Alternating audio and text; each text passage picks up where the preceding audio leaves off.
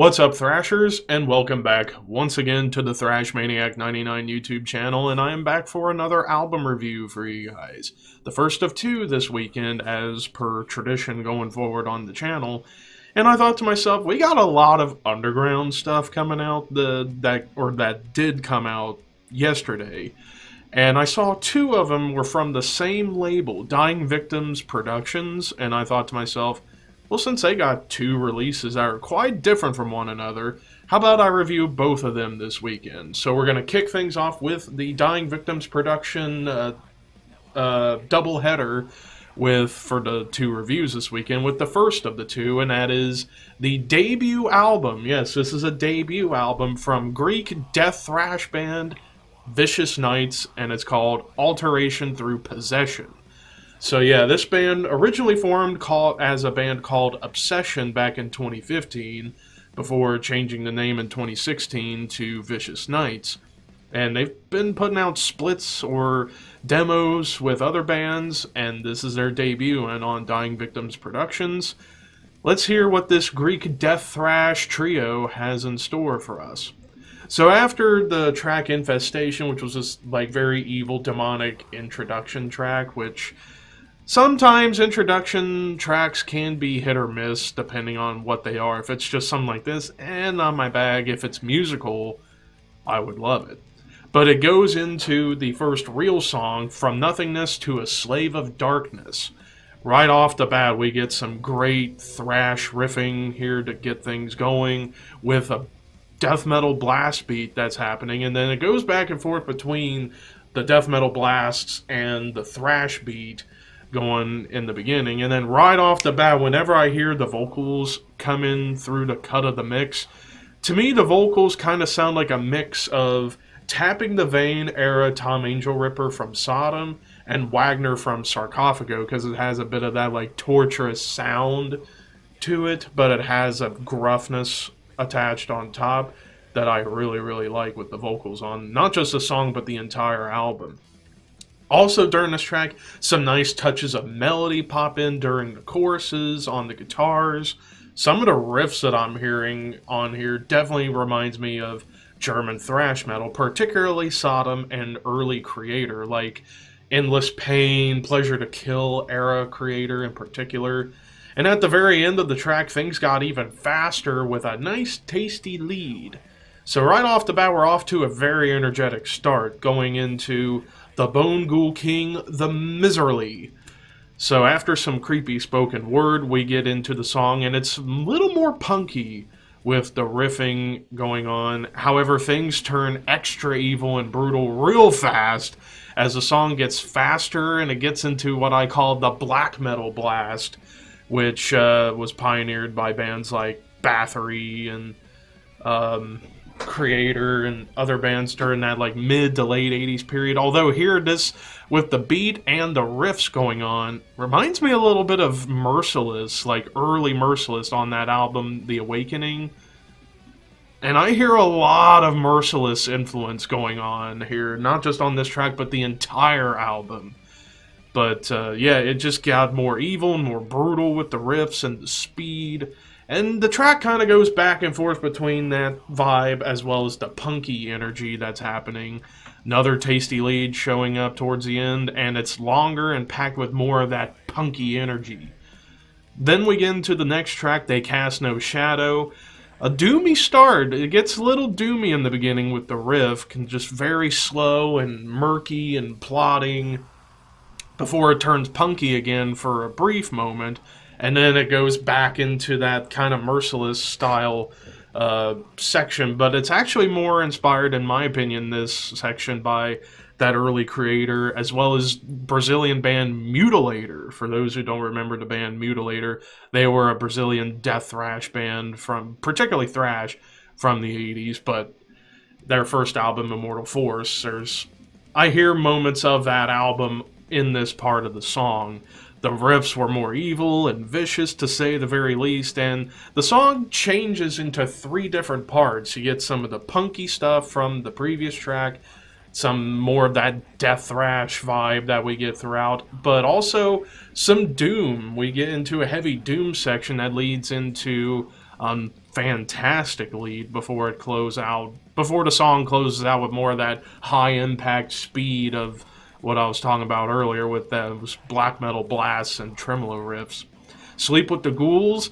This is probably the most black metal inspired track because it reminds me so much of like Bathory and Mayhem with the way the blast is going on as well as the riffs. It's more tremolo going on this track, but it's a little bit more melodic than the rest of the songs up to this point. However, things get groovy towards the end with a nice breakdown, which was different from the rest of the album, before it returns to that blackened vibe with a chaotic lead, like the most chaotic lead up to this point of the entire album. Then we get into the song named after the band, Vicious Nights. Amazing riffs, kicking things off to a very strong start with feels of Creator and Sodom once again. And I love how these riffs just go with that sinister atmosphere to kind of get things going into that direction. Another wonderful lead at the end with some great double bass drum work. And I love the drum build-up to keep the lead going for a moment before it just goes right back and just punches you in the face with extra evil on top of that. Swing from the Grave, shut up phone, Swing from the Grave starts out a bit more Iron Maiden inspired because again we get into this melodic riff to kind of get things off to a more darker start with an Iron Maiden style riff before it turns into a more traditional thrash metal tune with the riffs and the beat. And these riffs are absolutely incredible, but then it gets followed by more of that black metal blast and those tremolo riffs. And this song much darker than the other tracks of the album up to this point, and it ends with another great melodic lead to close the track out.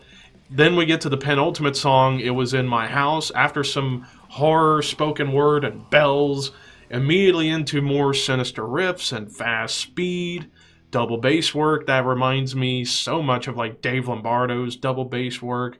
But the thrashy riffs on here, again, remind me of Sodom, but also kind of harkens a little bit of Metallica to me. It's kind of like the riffs sound like a Sodom and Metallica riff kind of combined, and it's fucking fantastic. And I love the different changes that are going on here with the thrash to the death thrash to the blackened feel. Once again, great lead work at the end, which now leads us to the final track of the album, Disenchanting the Matter, The Statue is Alive. The riffs that start this track off have a more thicker, chunky tone to it, as it just seemed like, you know what? We're doing the longest song of the album at nearly 5.5 minutes. Let's just go balls to the wall with the riffing. Lots more Sodom, but also a little bit of Onslaught influence I hear in the riffing. And then the final lead of the album and of this track starts out a little bit kind of like overkill.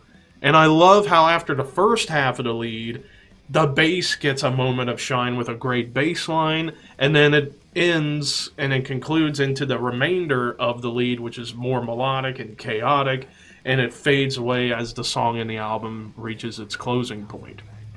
So overall, I had a fucking thrill listening to this album. Like, for a debut album from a Greek death thrash band, holy fucking shit, this is another contender for Album of the Year already. Man, what a great start we've gotten here in 2022 with the music. Holy shit. So far, the only 10 out of 10 score I've given is to Wilderun. Wilderun's got another competitor up against him, and that is Vicious Nights. I'm going to give this a 10 out of 10. Despite the kind of pointless intro track, it could have just been latched onto From Nothingness to a Slave of Darkness. But besides that very, very minor nitpick, holy shit, these riffs just carry so much weight. The lead work was fantastic. I love the drums, like going back and forth between like punky drumming to that traditional thrash beat and then into the black metal blast. I can't even put to words how much I really, really like this album. This is probably going to be in the Album of the Year list unless other albums somehow eclipse it.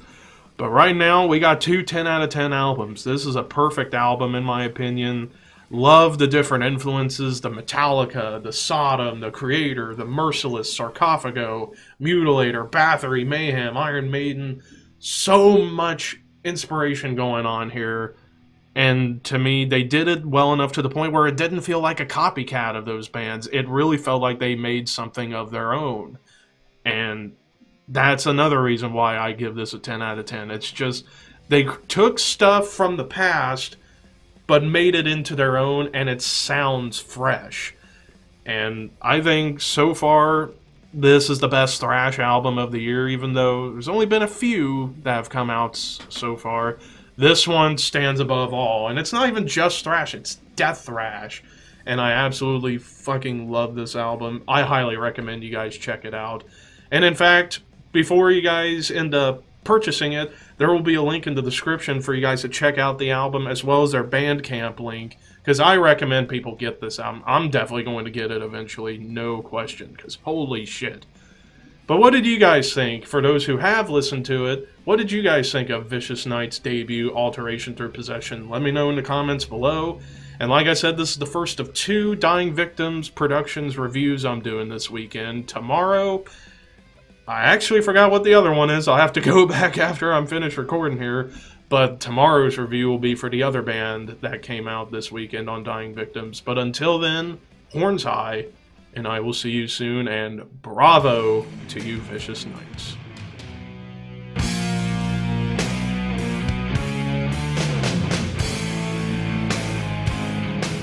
At the ballpark. Someone's gonna put lasagna. I took a tomato. Okay, yeah, it's Levi. It's Levi. Damn it. I'm done.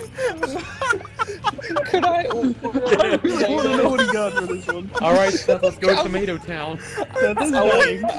I would like a single slice of your greatest tomatoes in the park. Minus tomato, please. Calm down, Seth. Calm down, Seth. Calm down. Somebody vote. No, it's Levi. 5 is the Levi's the one that has some 5 is the majority. Yeah. Oh my my. lord. That's breathe. Oh. Tomato. I would be really interested to see these prompts. Yeah, like Officer, literally. please escort me out the ballpark. I just wanted to eat my tomato.